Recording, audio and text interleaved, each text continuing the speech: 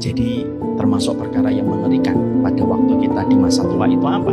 Semakin kita tua, anak semakin tidak nyaman bicara dengan kita. Sehingga anak menganggap kita itu orang tua yang menjadi beban, orang tua yang menjadi problem dalam hidupnya.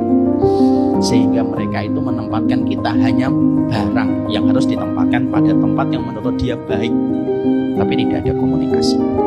Ada seorang ulama dari Kuwait itu mengatakan termasuk min su'il kibar, keburukan di masa tua. Kan kita sering zikir, ya Allahumma inni a'udzubika min su'il kibari. Ya Allah, aku memohon keburukan di masa tua.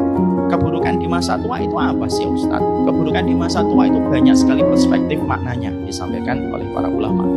Termasuk makna keburukan di masa tua itu lupa dan pikun. Ini termasuk perspektif makna keburukan di masa tua.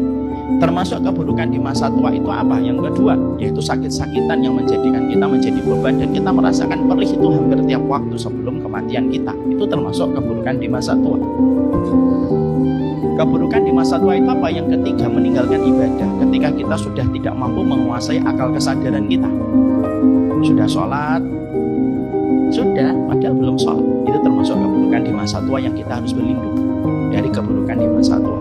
Dan termasuk keburukan di masa tua, para ulama menyampaikan yang keempat, anak yang tidak lagi bisa ngobrol dengan orang tuanya ketika orang tuanya sudah menjelang tua, lalu anak itu sibuk pada dunianya dan tidak pernah memperhatikan orang tuanya kecuali hanya dia terjemahkan dengan uang, tapi tidak pernah ada obrolan antara keduanya. Itu termasuk keburukan di masa tua. Ibu dan bapak, kalau kita tua apa yang paling kita harapkan? Uang, betul, rezeki itu tetap kita butuhkan, menopang kehidupan kita di masa senja.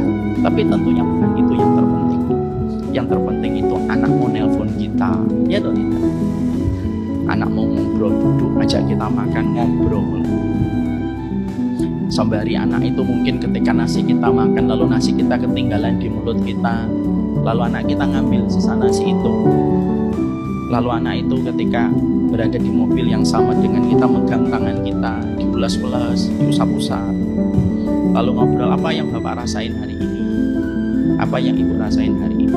Itulah rahmat pada satu keluarga. Dan itu yang hilang pada kehidupan keluarga yang sudah diisyaratkan oleh